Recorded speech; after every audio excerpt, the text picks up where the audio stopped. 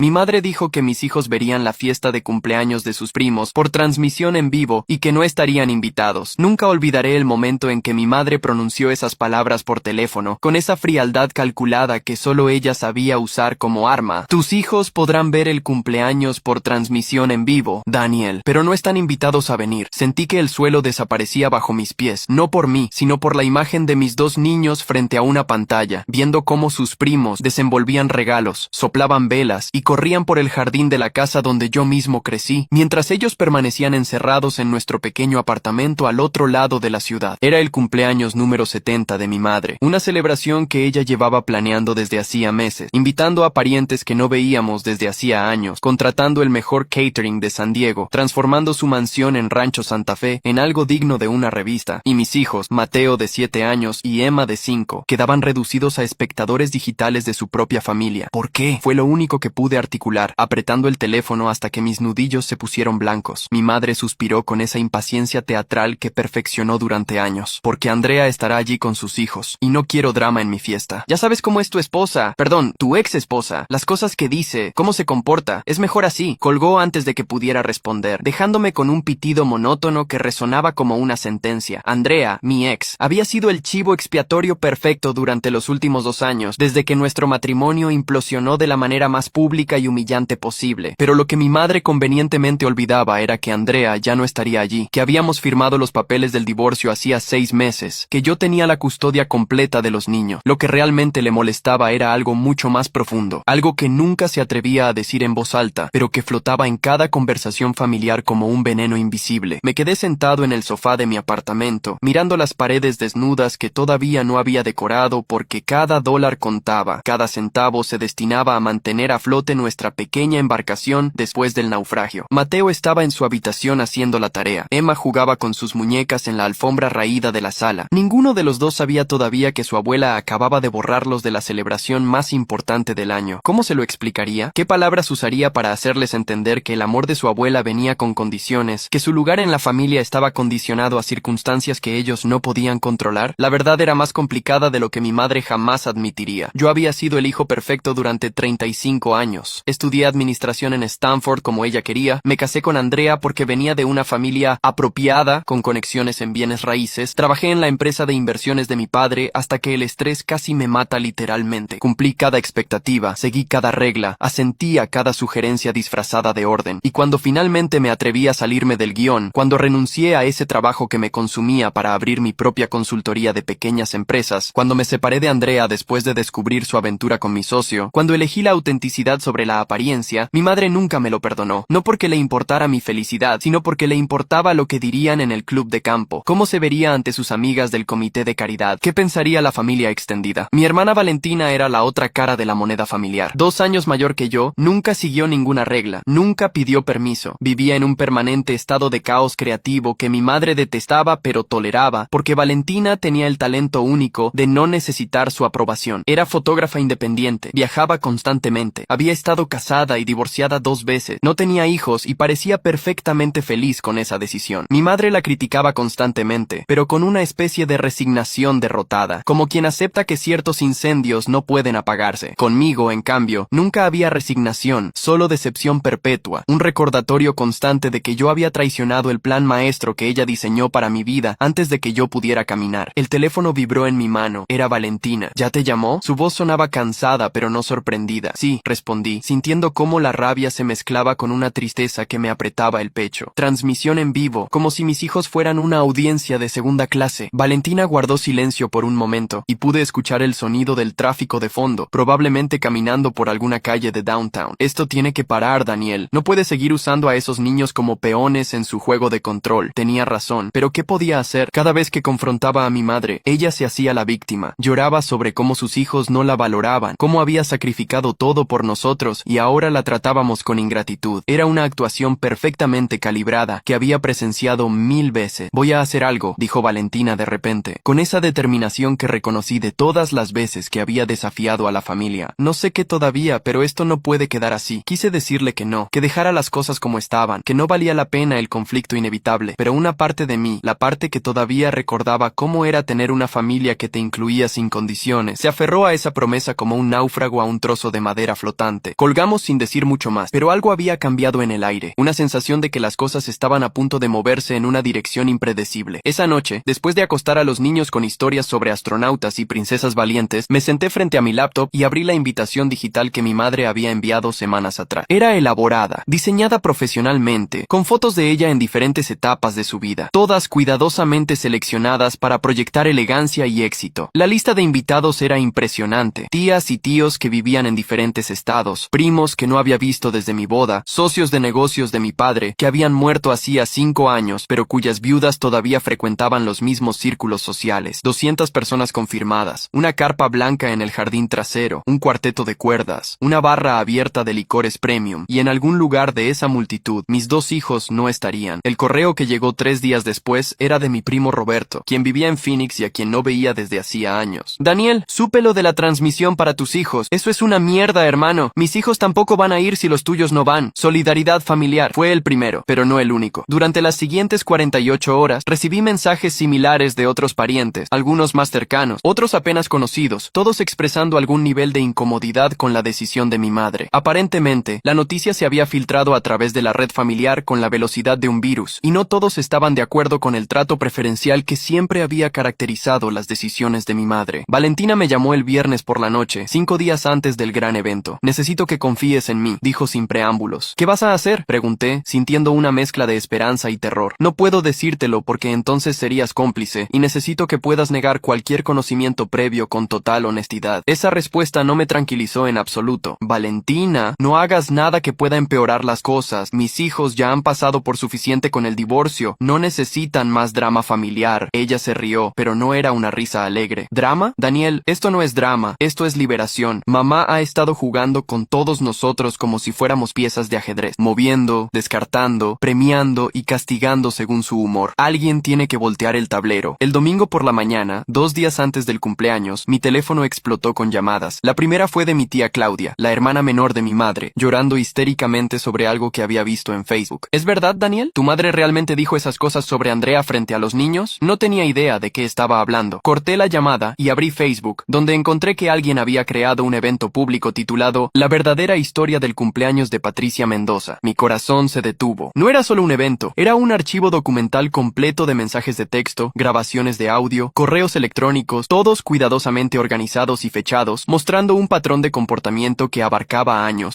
Todas las partes finales están en YouTube. Busca califa.reddit1 y estará allí.